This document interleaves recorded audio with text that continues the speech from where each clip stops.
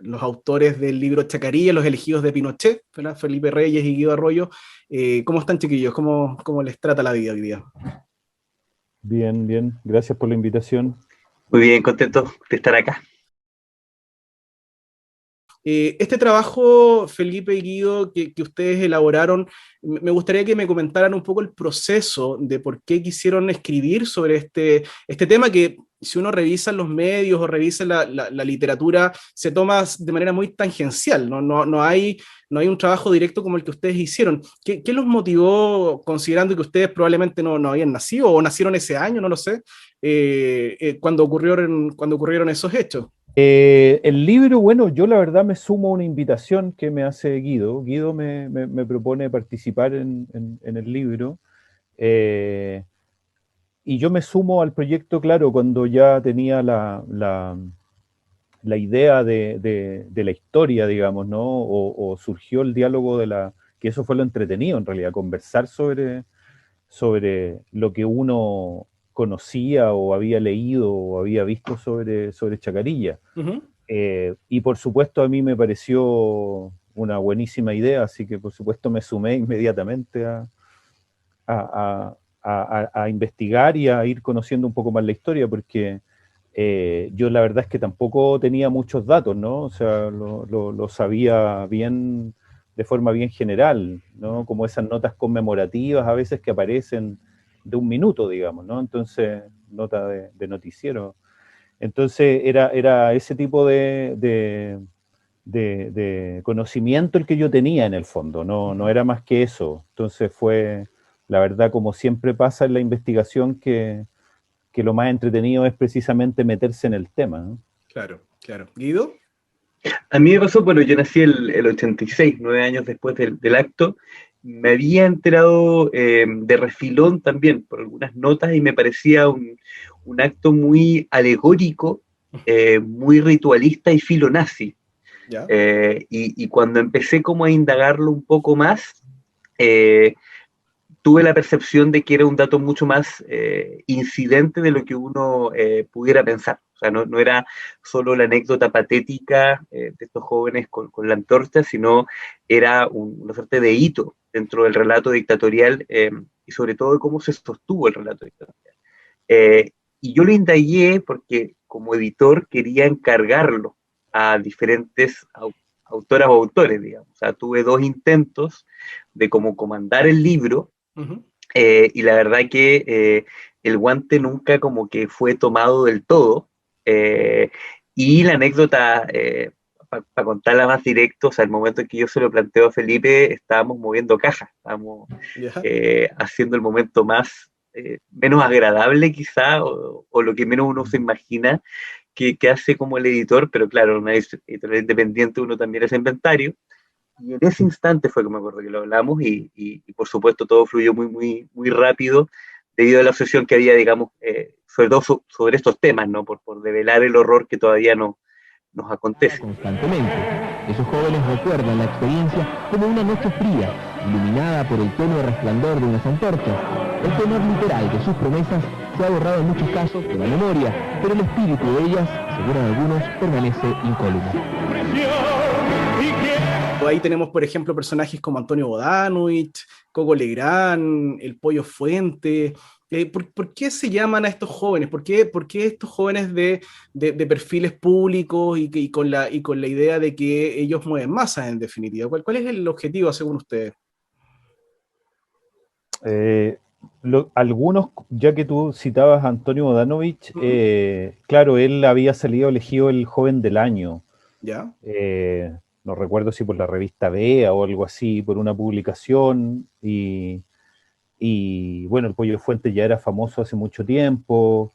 Los otros eran futbolistas, tenistas, entonces eran como jóvenes destacados en el fondo, como los jóvenes de ese momento, los que eran los más conocidos o los más populares, porque finalmente el acto estaba dirigido a los jóvenes, ¿no? Entonces, por lo tanto, este tipo de personajes públicos, claro que tenían sus seguidores, convencían, y por último se veía el acto más bonito, porque ellos también es gente de la élite. Había uno que otro ahí, pero no eran según lo que nosotros pudimos ver, hay un hecho o sea, por ejemplo, no hay gente, mucha gente que sea un dirigente poblacional, por ejemplo. No, no, o sea, en el fondo la gente que está también era gente de un sector social. Claro. No es que hubiera una transversalidad ahí en los que estaban invitados. Particularmente el caso de María Angélica de Luigi, que es esta periodista, yo te diría que es la única que en estricto rigor se ha retractado del acto, entendiendo también la complicidad hacia la violación sistemática de los derechos humanos que significaba apoyar un régimen, digamos. O sea, la figura de cómplice pasivo, creo que la única que la interiorizó, digamos, fue ella.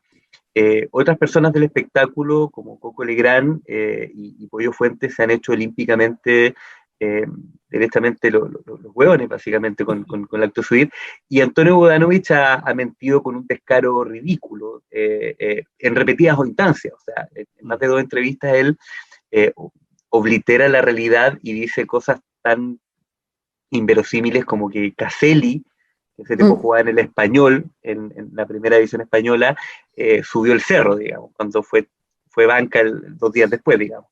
Claro. Entonces, claro, siento que la verdad que no está hecho ese mea culpa. También estaba, por ejemplo, María Graciela Gómez, que era coanimadora junto a Bodanovich del Festival de Viña del Mar, y un poco lo que yo creo que pretendía la selección era generar nuevos íconos para la juventud que fueran en todos hicieran una genuflexión básicamente al régimen. Claro. O sea, era la manera de hacer una modernización de adeptos hacia hasta esta dictadura, como tú bien dices, en instancias donde toda la directiva del Partido Comunista estaba siendo torturada y violentada en ese momento, después de ya haber trabajado en otras áreas. Yo solo quería agregar algo respecto a lo de la juventud, ¿ya? un poco a lo anterior, que esta limpieza, digamos, entre comillas, de la juventud había empezado el mismo día del golpe.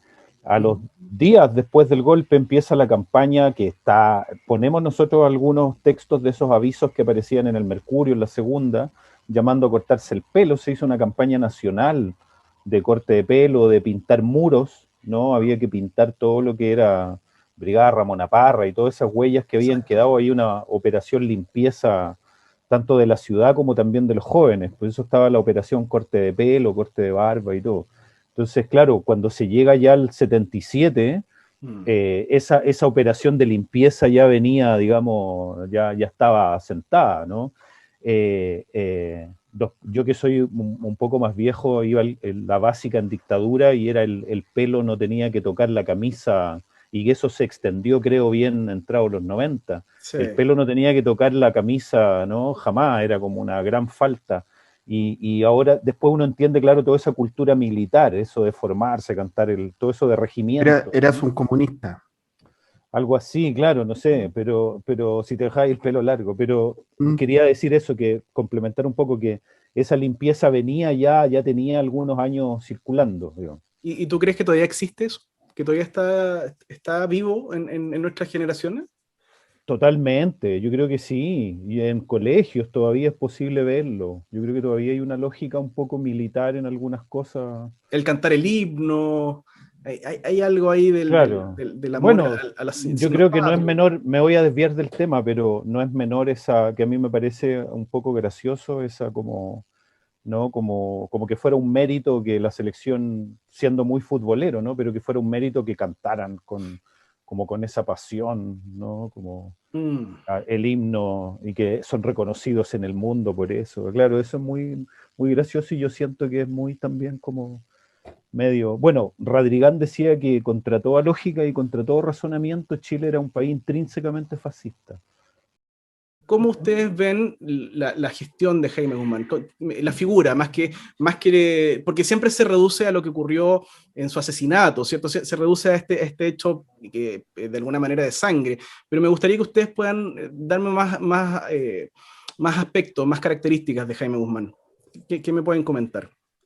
Yo creo que dar cuenta de la injerencia que tiene Guzmán en toda la articulación del relato conspiracional, digamos, de la dictadura cívico-militar y del golpe de Estado, tarda muchísimo, porque todo lo que sea como referido a su figura, atendido a ciertas caricaturas o básicamente al periodo, al día del 1 de abril de 1991, digamos, y cuando es ajusticiado por, digamos, el Frente Patriótico Juan Rodríguez, pero el día 13 de septiembre de 1973 hay un acta secreta, digamos, de la Junta Militar, ya se establece que la persona encargada de pensar en un nuevo documento constitucional, dice explícitamente, es Jaime Guzmán Errázuriz. Jaime Guzmán trabaja asiduamente en la candidatura de Alessandri, si mal no recuerdo, el 5 de septiembre, un día después de la elección donde gana Allende, se decide en una reunión en la Casa de Mate que se iba a hacer, entre otras cosas, el movimiento Patria y Libertad. Claro. Él es parte hasta agosto del 72 de Patria y Libertad, y particularmente en la formación de los jóvenes, y está en el comité político, está el actual ministro de Justicia, ha declarado que fue a Colonia de Dignidad antes y después del 11 de septiembre del 63, al menos 3 veces con Jaime Guzmán. O sea, estamos hablando de una figura muy, muy transversal que a la vez escribía en muchos medios sediciosos. Escribía en PEC, etcétera, etcétera. Su seudónimo de Jaguar, y estaba en esta hora sin improvisa. Entonces, yo creo que realmente es una figura transversal y en él se aplica todo lo que decía esa cita. O sea, cómo una persona puede ejercer tal nivel de influencia porque tenía la claridad de que solo podía refundar constitucionalmente el país bajo un estado de excepción en la cual proscribir al marxismo, aniquilar y desaparecer cuerpos era algo naturalizado. Entonces, todas las defensas que hay en torno a que nunca supo o que ayudó en términos de derechos humanos terminan siendo muy espurias por todo el periodo, digamos, que él atravesó y por el alto asesor que fue, particularmente hasta el año 80, donde ya concretada, digamos, la nueva constitución, termina saliendo un poco del segundo piso. Me parece que la figura de Sebastián Piñera ha sido un poco olvidado con todo esto, lo que ocurrió posterior al estallido social. Ha sido medio olvidado 2 acciones que hizo, que claramente no se ganó al público pinochetista, que fue básicamente cerrar el penal Cordillera, ¿cierto?, en La Reina, y también hablar de los cómplices pasivos, ¿ya? Me da la impresión que cuando instaló este concepto, de alguna manera se dejó de hablar con este concepto instalado en los periodos de la transición, que era la dictadura militar, y se empezó a hablar ya con más soltura de la dictadura cívico-militar, ¿cierto? Me parece que hoy día ya está más instalado este concepto, y volviendo al libro, me parece que este insumo hace carne justamente la idea de que hubo grandes colaboradores, no solamente en el aparato estatal, sino que también a nivel comunicacional, como ustedes comentan, y también a nivel empresarial, ¿cierto? O sea, si uno revisa el listado de Chacarilla, hay de todos los ámbitos, o sea, no solamente del área comunicacional pública, sino que también hay empresarios y también hay políticos, y, o sea, es un ramillete de personas que posteriormente siguieron colaborando con profundizar el modelo que se instaló a partir de la Constitución del 80. Entonces me gustaría que me comenten un poco, me hagan una reflexión en relación al concepto de la dictadura cívico-militar, que me parece interesante. O sea, yo creo que no solamente no solamente son colaboradores, o sea, aquí hay una élite, ¿no?, que es la que instiga el golpe militar, ¿no? Es la que instiga el golpe militar, es la que le da soporte después a la dictadura, pero es la que también cobró un precio por ese servicio, entre comillas, ¿no? Y sabemos que ese precio fue precisamente la privatización de las empresas del Estado, por ejemplo, claro. Y todo lo que tiene que ver ahora, que sabemos cuáles son precisamente los problemas, o sea, privatización de la salud, privatización de la educación, Entonces, pues, empiezan a extenderse los listados de las universidades privadas, de las AFP, de las ISAPRE. Entonces es curioso porque empiezan siempre a cruzarse y aparecer los mismos nombres, ¿no? La UDI, el Opus Dei, y es como, yo siento como las series policiales, cuando los policías ponen las fotos y tiran líneas, ¿no? Y tejen una especie de mapa de todas estas conexiones, y finalmente eso es. Entonces el precio o la recompensa por ese servicio es muy jugoso, ¿no? Es muy importante. En el documental del Chicago Boys, por ejemplo, Sí, uno de los tipos Fontaine, ¿no? Dice, le preguntan por el costo social y él dice abiertamente, o sea, le sirvió mucho, a mí me sirvió, dice él, me importa una mierda el costo social, ¿no? Entonces, no es solamente que prestaron un servicio, sino que el pago a ese servicio fue jugoso. absolutamente en medio, claro, el decreto del monocultivo de las plantaciones, después lo que tiene que ver con el litio, entonces empiezas a sacar una serie de, ¿no? O una lista de asuntos que te llevan siempre a este mismo enjambre de fotografías y de nombres y de conexiones, ¿no? Claro. O sea, parten y ahí, terminan ahí, y todas las caricaturas finalmente que se hacen, después uno se da cuenta que no son tan caricaturas tampoco, digamos, ¿no? O sea, todos estos eslóganes tienen también muchas veces, con esa simpleza, reflejan algo realmente complejo, digamos, ¿no? Como todas estas redes de poder que Claro. existen, ¿no? Que no es solo político, sino que económico, porque sabemos también que a esa ala de la derecha, o del pinochetismo más bien, nunca les ha gustado Piñera, nunca ha sido de ahí desde el principio, desde el Piñera público que parte con el senador, la locomotora, que era la campaña de él, del senador en el gobierno de Elwin, y es el escándalo de la radio Kioto, ¿no? Era sacarlo, Ricardo Claro, metido con el servicio de inteligencia del ejército, nunca le ha gustado Piñera, en realidad, ¿no? Entonces, para cerrar, es esta cultura que es un clan, que es una élite, que es un grupo, que tiene una forma de hacer política, ¿no? Una forma concreta, y yo siento que ni siquiera yo les diría derecha, pero a mí es como una secta, ¿no? Como es pinochetismo, digamos, no es más que eso, es como un producto típico chileno, el pinochetismo, que para mí es como lo más nocivo de los últimos 50 años. Si uno analiza la intervención, porque siempre está esta idea, la silla interviene y uno busca un enemigo externo, ¿no? Uh-huh. Amorós, por ejemplo, entre la araña y la flecha, investigó profundamente la complicidad que tiene el movimiento Patria y Libertad y particularmente la democracia cristiana, partido que hoy está planteando las soluciones, ¿no? Con su candidata, digamos, Yasna, para generar las condiciones de un golpe de Estado. O sea, no es solo el empresariado, la intervención estadounidense, que creo que son las caricaturas que nos prefieren hacer creer, digamos, observar exclusivamente o excluyentemente.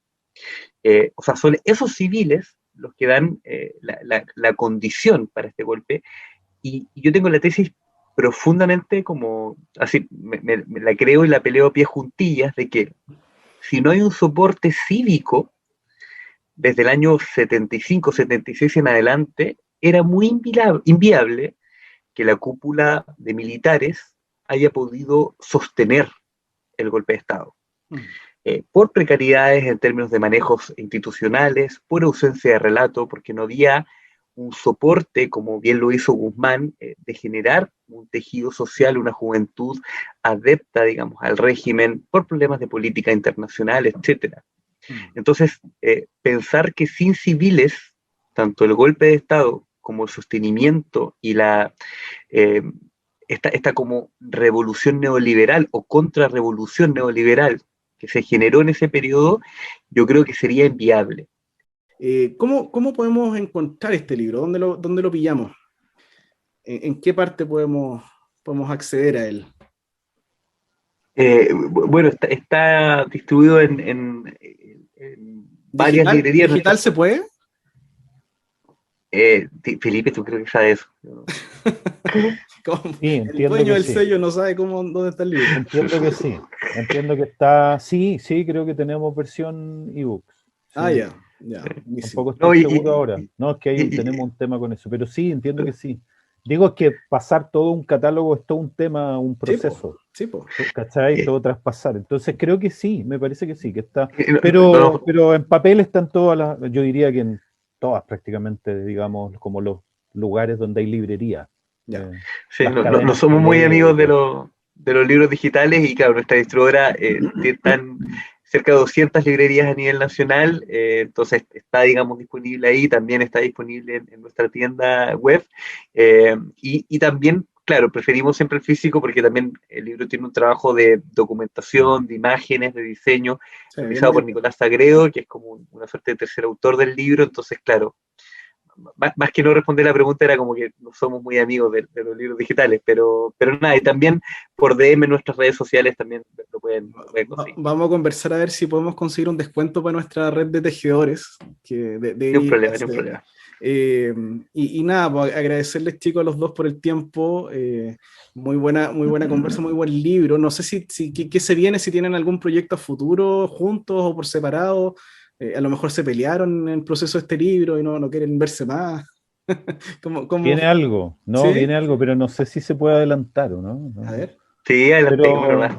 sí, viene algo que tiene que ver con los militares, con el Ya. ejército, digamos. Ya, bueno, un Sí. tema que hoy día es muy contingente, Mm. está en la palestra con todo el caso Milico Gate, ¿verdad? La Romy Rutherford, o sea, hay un tema bien importante ahí Claro. en- Pero hay un aspecto igual que, no, que nos interesa, que yo creo que es importante mencionarlo en este ¿Mm? caso, porque, por ejemplo, está ese aspecto de los militares, ¿no? O sea, esa vinculación fraudulenta con lo fiscal, con lo estatal, ¿no? El choreo. Pero hay lo que nos interesa, lo que nos interesaba un poco contar, o el eje que tiene un poco el libro, es que hay una cultura militar. El ejército chileno tiene una cultura, una forma de hacer las cosas, ¿Ya? ¿no? Que puede llegar a ser bastante macabra, de película de terror. Y eso se ve en una praxis a lo largo del tiempo, ¿no? Ese es un poco el eje de lo que no, el Ok, punto que nos interesa. Más que su tema con lo fiscal, ¿no? Su participación en tanto ente público, claro, lo es práctico. una praxis que ellos mantienen, una forma de hacer las cosas que es de verdad de película de terror muchas veces. Y Interesante. que ese eje en general, bueno, es la traición, y hay casos como el de Lutz o el de Bonilla que son impresionantes, o sea, son una película del horror, un militar convaleciente entregándole un papel a su hija diciéndole, por favor, sácame de aquí, habiendo sido envenenado en un cóctel unas semanas atrás en el hospital militar. Entonces, ese nivel de horror tienen los valientes soldados como praxis institucionalizada. Estamos investigando eso, pero la verdad es que nos peleamos, solo hablamos en estas cosas, digamos. Solo hablamos en esto. Claro, Ya, claro. solo Como lo una laboral, banda, de aquí nada más que eso. claro, como una banda de rock. Está bien. Solo se Para gusta tocar, tocar. claro. Claro, después se odian cada uno por su lado. Pero Bueno, igual aún así trabajamos en discos solistas, aunque se mantiene claro, la banda se mantiene igual el trabajo también, ¿no? siempre Pero por están lo ahí menos disponibles. lo que puedo decir, que en mi primera experiencia trabajando en conjunto un texto, un libro, una Mm. investigación, y la verdad es que ha sido, a mí me encantó igual, ha sido muy entretenido trabajar la forma de tomar los temas, unirlos y todo eso, generar una voz, ha sido también. Y también conversar sobre un libro con dos personas también es muy entretenido, ¿no? Dos Súper. visiones y siempre, claro, va moviéndose ese mismo texto, ¿no? Ya, Entonces, pero se exigían, muy buena digamos, uno al experiencia. otro o eran complacientes. ¿Eran autoflagelantes o autocomplacientes entre ustedes dos? Yo diría que, Para yo diría recordar a que, la Concerta. yo diría fue un ejercicio de complicidad. Me pasó lo mismo, yo también primera vez que trabajaba, seguimos cada uno solista, pero primera vez que trabajamos en conjunto en ese sentido, y me pasó que muchos libreros y lectores nos decían que no se notaba, o sea, preguntaban por el procedimiento, no se notaban las plumas. O sea, Ah, porque pasa en estos libros que a veces queda muy claro qué textos de uno y qué textos de otro, incluso me han preguntado como ya, pero ese ¿quién lo escribió? Como intentando y jugamos al misterio, la verdad. Ya, súper, súper. No, un libro súper bueno. Aparte, los títulos de Alquimia están muy buenos. Yo los invito a revisar ahí la página web. Hay libros bien interesantes. Y nada, pues agradecerles, chicos, a Guido, a Felipe. Fernando aquí nos acompañó, me escoltó. Él ya los había entrevistado previamente, ¿cierto? Salió un texto escrito que pueden revisar en nuestra página web, archivo nyc.cl. Y nada, pues agradecerle a nuestra red de tejedores por el apoyo permanente. La idea es poder seguir haciendo este tipo de conversaciones, que la idea es tener un espacio de reflexión, de conversa, con personas interesantes como Felipe y Guido, que claramente hicieron un trabajo de investigación interesante, muy bueno, y nada, sacarlo al público para que se siga conversando y no se olvide, porque también este es un ejercicio de memoria, ¿verdad? Y estos ejercicios de memoria van a quedar no solamente para esta generación, sino para las que vienen, para ver cómo Chile fue durante los 70, 80, ¿verdad? Y las atrocidades que se vivieron en este país. Nosotros hoy día publicamos, de hecho, una noticia a propósito de una modificación de la ley electoral, donde a partir de este padrón electoral se va a mantener a los detenidos desaparecidos en el padrón. Ya esto va a quedar ad eternum, ya, que me parece muy, muy simbólico, muy significativo, y es algo necesario, como les comento, como ejercicio de memoria, más allá de que la reparación, ¿cierto? Y la verdad todavía está en veremos, y todavía tenemos personajes que debiesen estar presos, ¿cierto? Todavía los tenemos ahí en el Congreso o, ¿verdad?, en La Moneda.